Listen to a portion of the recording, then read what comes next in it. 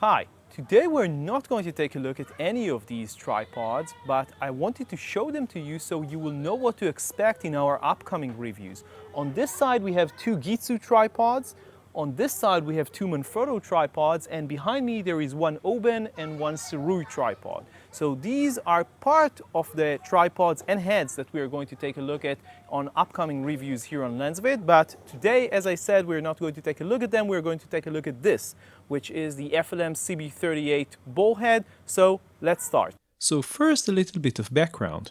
There are a small number of high-end premium manufacturers of both tripods and heads. Maybe the oldest and most well-known is Gitsu, originally from France but now made in Italy as part of the Vitek group, which also includes Manfrotto. The company has been making high-end products for a century. Really Right Stuff is probably the second most well-known high-end tripod and head manufacturer, and it is a family manufacturer based in the US. Just like Really Right Stuff, FLM is also a premium high-end family manufacturer, but they come from Germany, where they have been manufacturing all their products for over 20 years. The company has been going through some internal changes, which is why we are currently testing only the CB-38 head and not one of the company's tripods, which we are hoping to look at later this year after production will restart. FLM has quite a few heads in its lineup, ranging in ball diameter from a small simple 18mm head to a sophisticated giant 58mm behemoth that can hold up to 60kg or 132 pounds. The CB-38, as the name suggests, is somewhere in between, with a 38mm ball diameter and a max load of 25kg or 55 pounds, which is considered fairly high for the ball size. The specific version that we are testing is called CB-38 FT2, and it has all the special functions that FLM developed, which we shall demonstrate in this video. So let's start with the build quality of the head, and as you would expect from a high-end manufacturer which does all the actual manufacturing in a small town in southwestern Germany, it is very impressive. Everything feels very solid and smooth if you set it correctly, of course. The unit is not super heavy, but it isn't light either, for its size at about 0.5 kilograms or around 20 ounces. In terms of general design, we simply love the grooved knobs. They are both beautiful and very comfortable to hold and turn. Much better than the normal rubber design of most ball heads. We also believe that they are better for using with gloves in the winter, although we are currently using the ball head in the middle of the scorching summer, so it's hard to tell. It is possible that since these are metal knobs, they will be a bit cold to handle without gloves if it is very cold, but again, we didn't have a chance to test them in these conditions. The unit does have a lot of knobs, actually more than any other ball head that we have ever tested.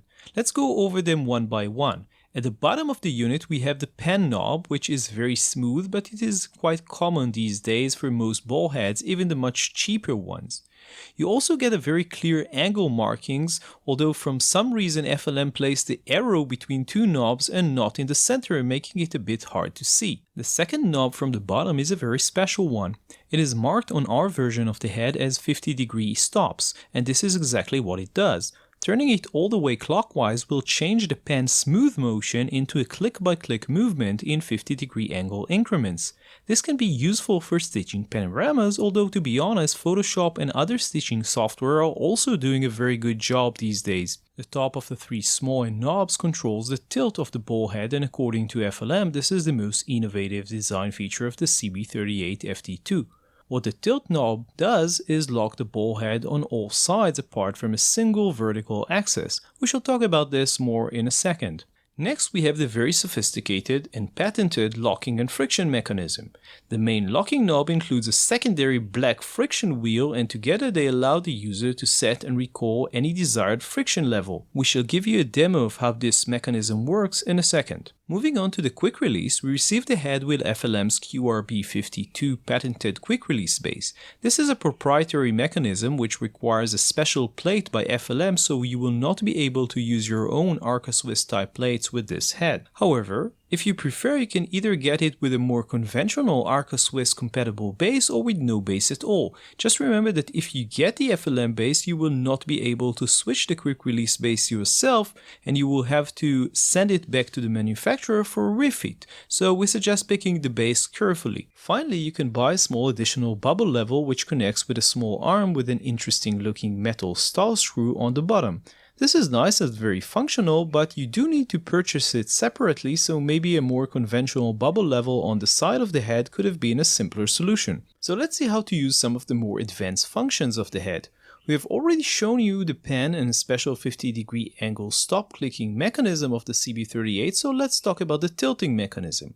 When we first learned about this system before we received the head, we thought that this turns the head into a sort of a three-way ball head, where you have the option to control the ball on all three axes. Well, you don't. What you do get is the ability to place the head at any angle that you want and then turn the tilt knob clockwise and have the head move vertically along this virtual line. You can of course still pan the head, so you do have quite a few options, but this is by no means a three-way ball head.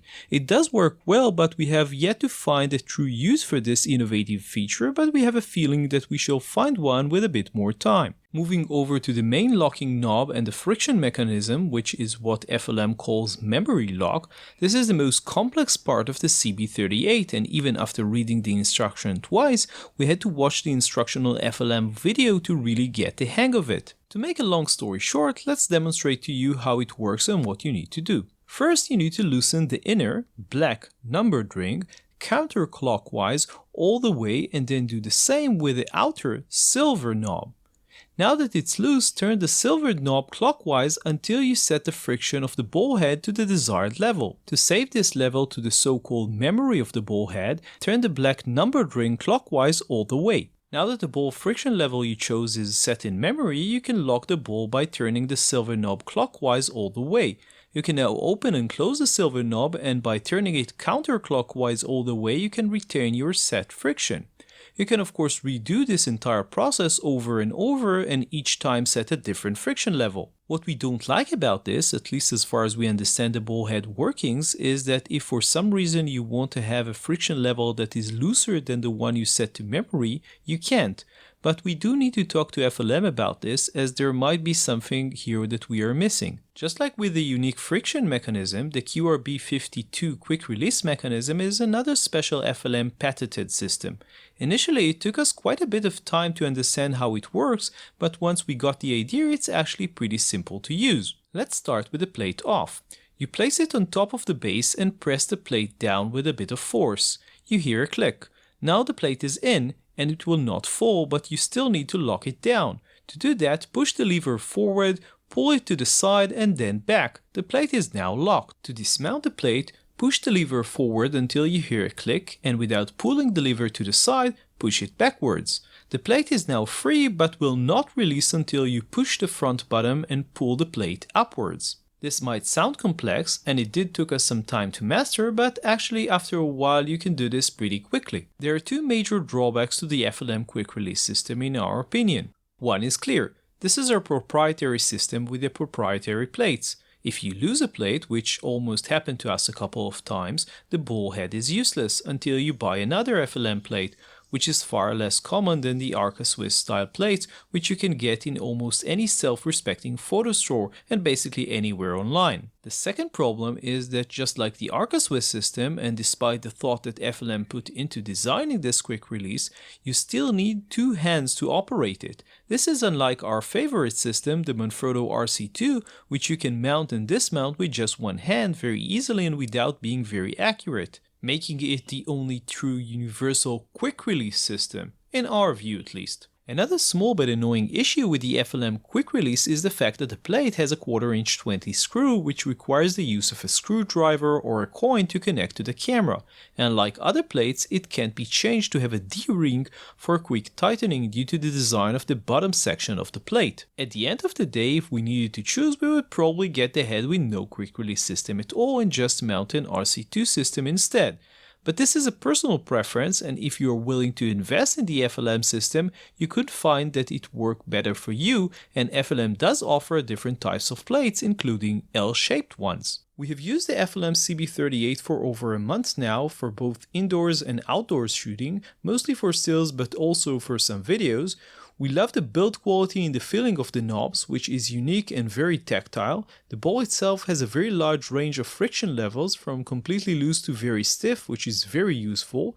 The panorama mode is cool and functions well, and the tilt is indeed very unique, although we have yet to find a true use for it, but maybe until the FLM tripod review we shall find one. The only mechanism which still feels a bit overly complex for us even after a month of use is the friction control. As we noted in the previous review of the Genesis C3 tripod and head, the friction mechanism that we would really like to see is a simple knob for lock, unlock, and a separate knob with numbers that set the friction, just like many fluid heads have. The CB-38 FT2 is a work of art, both from an aesthetic point of view, dare we say it's beautiful, craftsmanship-wise, but also in terms of innovation.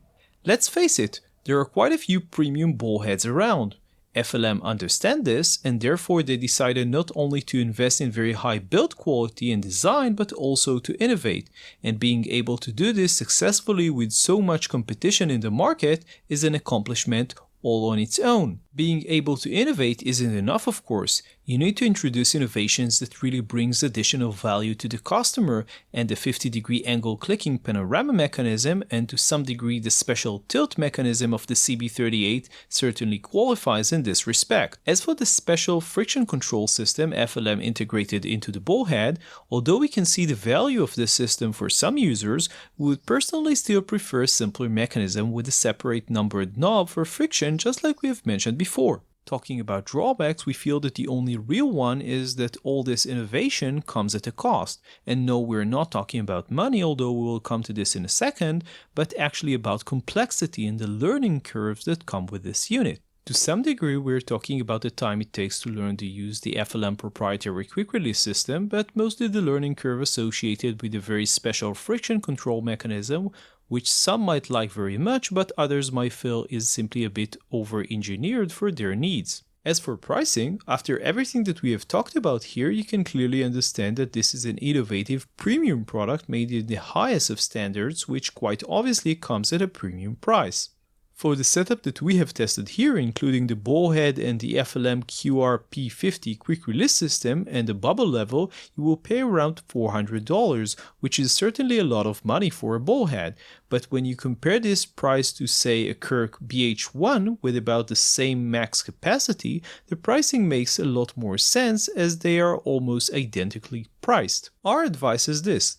If you're looking for a high-end ballhead with a fantastic build quality and you need the innovative features that the CB-38 FT2 provides and are willing to spend the money and time learning how to master them, this will be a purchase that you will not regret and will serve you for many years to come. So this was our look at the CB-38 by FLM. You can read the full review on lensvid.com. Later on this year, we are going to take a look at the tripod by FLM, so stay tuned for that. On the next review, we are going to take a look at the Rosco LightPad Vector, which is a very interesting LED light. Until then, don't forget to subscribe to our YouTube channel. See you next time.